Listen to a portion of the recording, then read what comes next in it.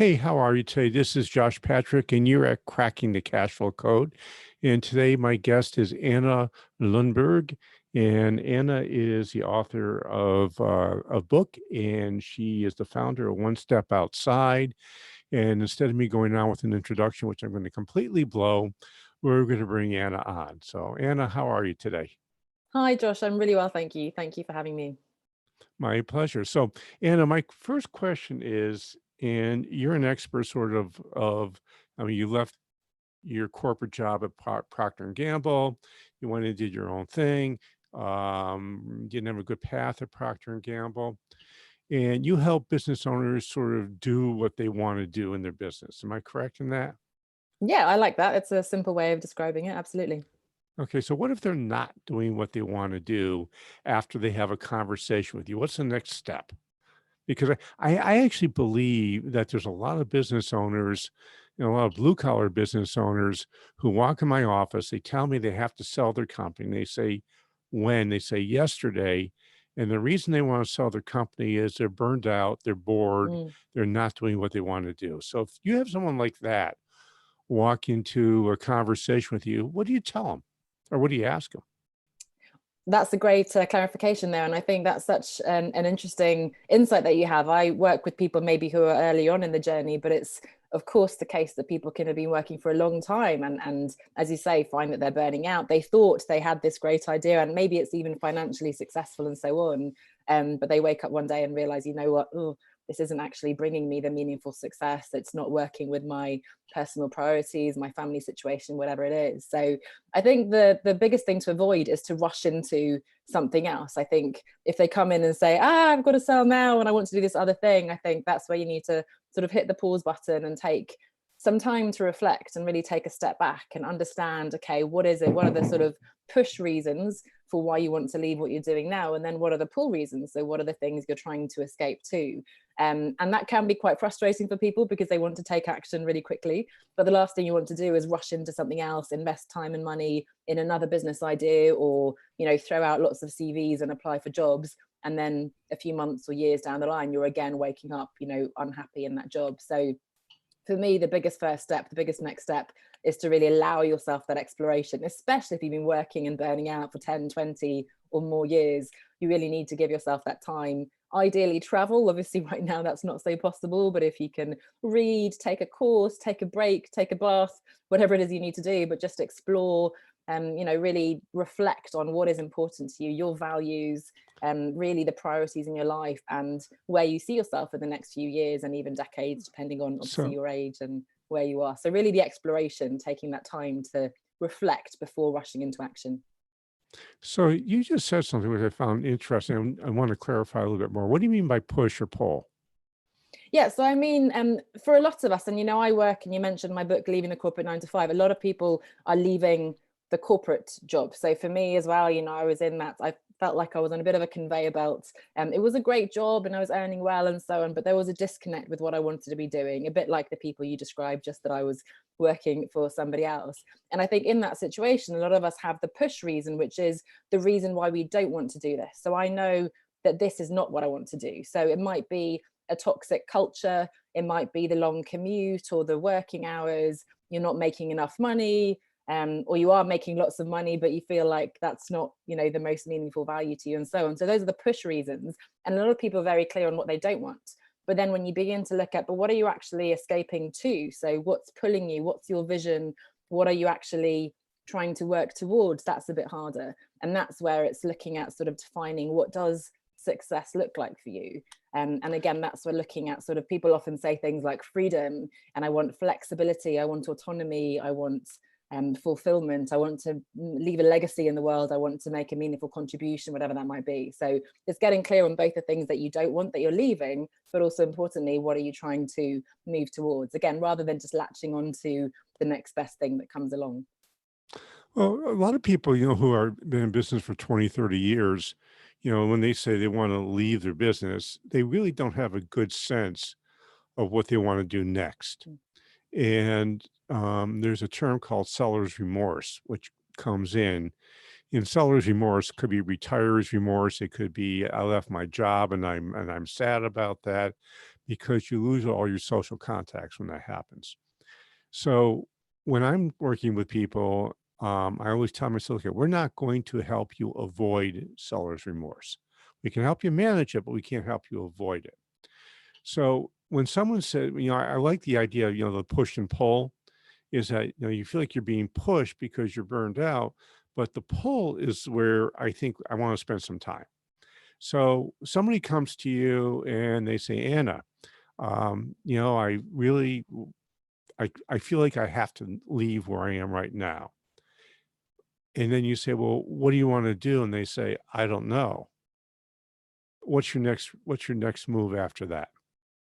Great question. I do just want to pick up on what you said, because I find that really interesting. Again, that seller's remorse. And I think you're right. We've all seen those sort of charts that they share on social media, the ups and downs of being an entrepreneur and having a business and so on. And you have this euphoria and excitement of, as you said, maybe, hurrah, I'm retiring, or I'm selling my business, or I'm quitting my job. And that feels very exciting. And the whole world is our oyster. And we have all these opportunities. And then suddenly, sooner rather than later, that confidence dips, and we miss our friends and colleagues. We no longer have that reason to get out of bed in the morning, and that can be quite tough.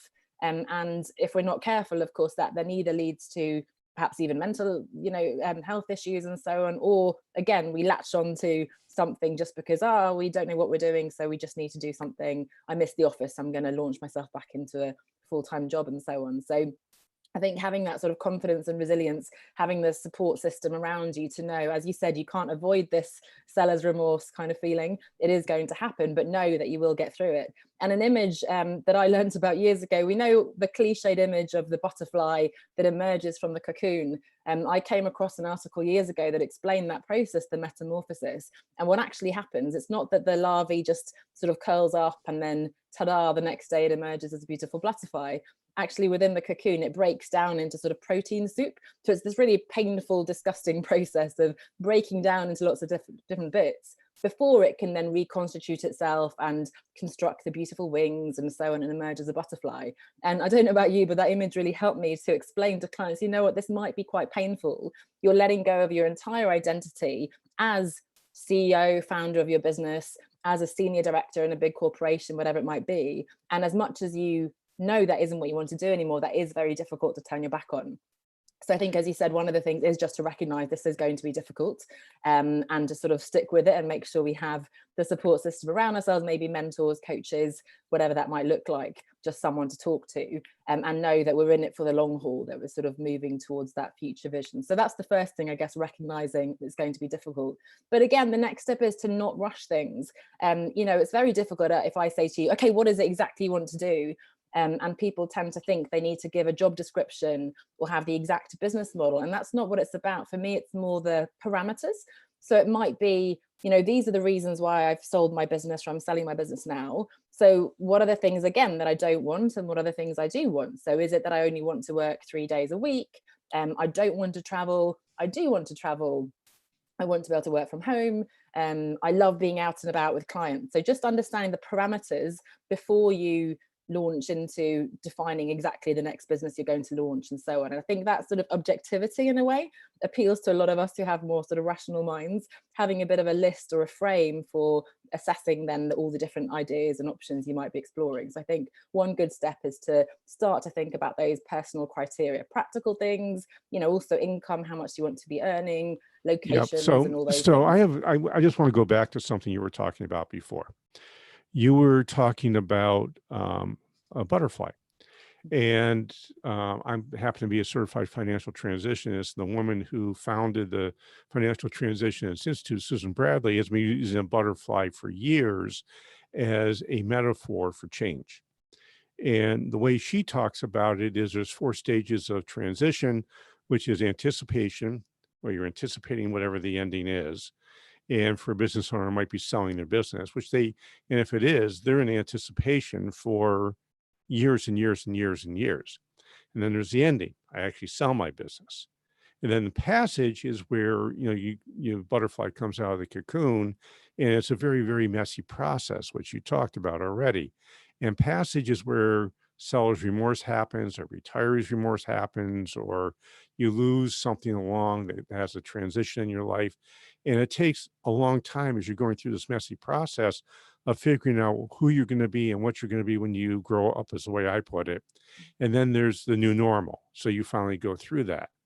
And we're in the age of coronavirus right now. We're on April 15th in the United States, in the middle of lockdown. Same thing in Great Britain.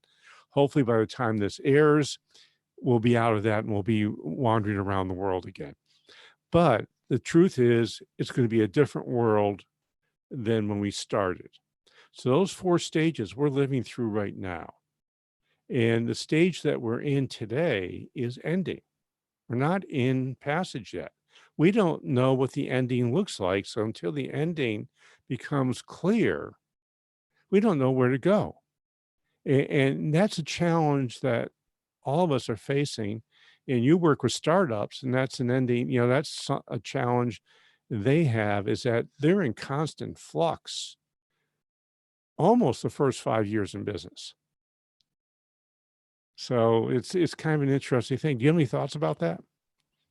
Yeah, and I think that's so important again, and I love that framework. So recognizing that, you know what, you're not in the beginning, the passage, and so on, you're still in the ending, and you need to mourn in a way. You need to sort of wrap up, let go of your previous identity. The other parallel might be, if you're coming out of a difficult relationship or a divorce, you probably shouldn't launch into dating people right away. You need to sort of mourn the loss of that relationship, heal, lick your wounds, and sort of enjoy some single time. So I think it's the same if you've left a business or left your job and so on. And as you say, right now, a lot of us are almost being forced into this situation. Now, there's so much content about there, and I guess we don't need to get into the detail. There's already so much going on and so many people with opinions. But I think, of course, there are opportunities there. And sometimes we're almost forced into making the decision that we wanted to do, and maybe we weren't quite sort of brave enough to take. So I see people come to me who've unfortunately been made redundant, independently of COVID, just generally, of course, that happens in corporations and so on.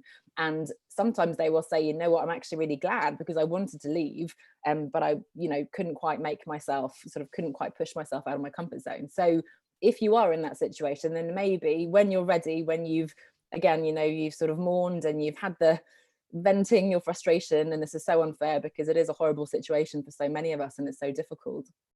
Some people, of course, have to homeschool their children and so on. It's not the right time to start a business right now. But once you're out of that, when you're ready to look for the opportunities, as you said, you have that ending, you can begin to sort of mourn and let go of what you were doing before. And then you might well come out with a very new perspective, a new identity, and maybe in a very new direction, as you say. And partly that's sort of forced, but if we look at it the right way, it might be quite an exciting opportunity to do something different, which is what we wanted to do anyway. So, do you believe now is a good time to start a business? And if so, why? Or if not, why? I mean, if not, why? We can come up with lots of reasons, but if so, why? Yeah, I think that's a great question. And I guess it's so individual, of course, to the person, but I would say generally, yes, I do. My whole sort of belief system is based on the fact that running your own business is the best way to have those things that I talked about that most people want. So freedom, flexibility, fulfillment. And what that business looks like will be very different. Some people might be solopreneurs forever or freelancers and that sort of a business, or they might be the kind of people you work with, which are much bigger organizations. And there's that whole spectrum. I think at no point has there been more technology at our fingertips, more problems to solve, more opportunities for us to start businesses. And of course, there might be different opportunities now than there were just a few weeks or months ago. But absolutely, in my opinion, I think, certainly for the long term. So again, the people I work with, maybe in your industry right now, companies don't have the money to spend on working with you or your products and solutions. However, we will come out of this. There is light at the end of the tunnel, even though we don't know when we'll reach that exit of the tunnel. And if we're able to pivot, if we're able to find the opportunities for the longer term, and in the meantime, maybe build relationships, build our audience, explore research and so on, then absolutely in the sort of mid to longer term, there are massive opportunities to be had, and to make our businesses more resilient and stronger in the face of future uncertainty, because of course, who knows when the next crisis will hit us. Well, I can tell you for a fact that a major crisis hits business about every 10 years. I've been doing this for 40 years now, and I've gone through four major upheavals. This is probably the biggest upheaval I've experienced in my lifetime in business. And I'm 67. I started doing this when I was 24. So it's 43 years I've been looking at this stuff. But we lived through the oil crisis in the 70s, which was way before you were born. And then in the late 70s, we had interest rates over 21%, which most people don't realize or remember, but I owed $2.5 million at that time. And then we had the 87 crash, and we had the dot-com crash and the '08 crash, and now we have coronavirus. So it's part of being in business is having that resiliency of what you're going to do when disaster strikes. So I've been preaching to the choir of scenario planning these days, which is always a good idea. And if you come from corporate America, you know what scenario planning is because that's part of the game. Small businesses don't do that. No, and So what? I mean, that's very reassuring to hear you talk about that, because of course my generation, I guess we've been very spoiled. We haven't experienced those crises. I think I heard Simon Sinek talk about the fact that this is not unprecedented. As you say, there've been many crises over the years. Of course, to some extent, you know, the global nature of it hitting everybody at the same time is different, and the sudden impact.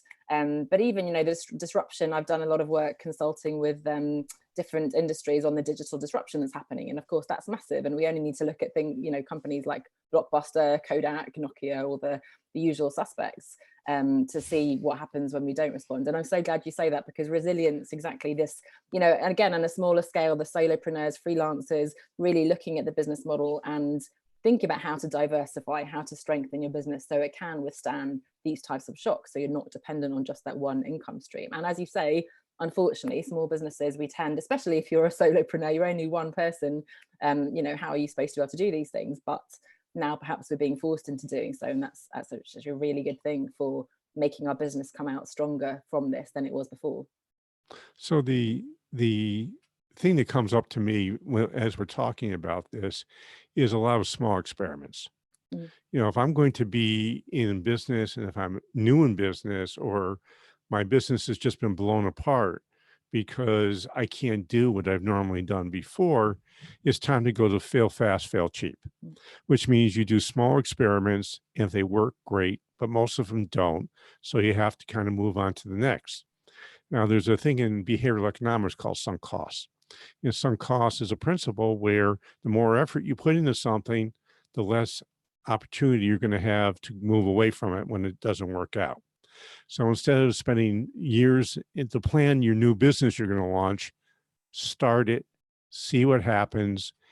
It's probably not going to work right the first time you do it. If it does, that causes a whole bunch of other problems, which I've talked about at length in other podcast episodes, but we're not going to go into that now.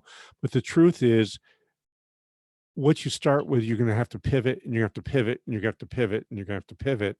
And although it's not my favorite world, we're in the stage of a giant pivot right now. And some people are going to be really successful and some people aren't. And that's, you know, where, especially with startups, my gosh, with a startup, you have a blank slate. And it's so exciting and inspiring to see what a lot of companies are doing, you know, of course, taking offline businesses online. You see fitness instructors and teachers and all these things, maybe again, things that organizations should have been looking at before, remote working and so on. And now they're being forced into that. But I think, you know, a lot of companies are going to come out with very different ways of working. And I think that's a very good thing as well. So we can be more productive. And again, as you say, there will be winners in this. I'm not necessarily being opportunistic and taking advantage in a, you know, on an empathetic way, but really looking at the opportunities, solving problems, and yeah, coming out stronger. So it is really exciting to see the changes that are happening and so quickly. And as you said, little experiments, not sort of investing years and hundreds of thousands of dollars into something that may or may not work, but just put something up there and see what the response is and see what happens. So, Anna, what type of businesses are your favorite to work with? Oh, favorite, that's a tricky one. To be honest, I'm going to dodge the question because I just like working with the individual, I guess. And I think for me, the whole point is that you as the individual are defining what success looks like for you. And then we help you build that for you. So I think it's so exciting now compared to when I was in a corporate job where I was just sort of working in my little ivory tower on PowerPoint presentations and Excel documents and so on, to really hear what people have in mind for their future. And it's so exciting. People are so inspiring. Every person you meet has some incredible idea, both for their own personal reasons, but also now I think there's a lot of sort of waking up to how we can contribute more significantly to the world, to the environment, whatever it might be. And if I can play a sort of small part in helping them achieve their vision, I'm having a much bigger impact than if I was just over here in my corner trying to make my own little difference by myself. So dodging your question a little bit, but I just think it's so exciting to hear what plans and ideas people have, and then sort of see them bring them to life and help them do so. So it sounds to me like your favorite is actually solopreneurs to work with because the person is the business. Yes and no. I mean, I guess I would always encourage them to potentially build a team, however loose it is around. And I have worked and I do work with people who have bigger teams. I guess why I talk about the individual is not so much just the solopreneur, but more that, of course, I'm working with people often transitioning, and I'm working with them as an individual, what's going to work for them personally. So that is then on an individual basis. But of course, the business itself could potentially be larger, and sometimes they have a larger role within an organization as well. But I think it's always important to start from you as the individual and your purpose and what it is that's important to you, and then looking externally to see how that can be brought to life in the business. But definitely, I mean, I prefer to work with smaller businesses, I guess, mostly because of that sort of interpersonal one-on-one contact compared to the massive corporations that I used to work with. Cool. So, Anna, if somebody wanted to find you and work with you, do you have a way for them to do so? Absolutely. I mean, the best thing to do is, if you've been interested in sort of the ideas we've been tossing back and forth, and this idea of reimagining success for yourself, as you said, maybe at different points, it could be that you're considering leaving your job. It could also be that you're retiring and looking for a new idea, or you're looking at selling your business. Then you can listen to my podcast as well. So I've got a podcast called Reimagining Success with Anna Lundberg, and you can find that on all the usual podcast apps. So that's probably the best place to start. Okay, that's cool. And one of the things I've been doing in this part of or these ages or this time is, although I hate doing it, I've gotten very good at disaster planning. And the reason I got very good is because I went through several disasters in my own business where I came within microseconds of going bankrupt. And I know some strategies and tricks that you can use to keep yourself solvent when you're running out of cash. So, I mean, the rule I have in business is never run out of cash, never run out of cash, never run out of cash. Unfortunately, in today's environment, that rule is being broken all over the place. And there are things that you can do if you want to save your business. So below this podcast and on YouTube, just below the video, there's a link that you can click on, and it has a free 20-minute call with me. So just do it, and we'll have a conversation about what would make your life a little bit better and your business more sustainable. So this is Josh Patrick. We're with Anna Lundberg. You're at Cracking the Cash Flow Code. Thanks a lot for stopping by. I hope to see you back here really soon.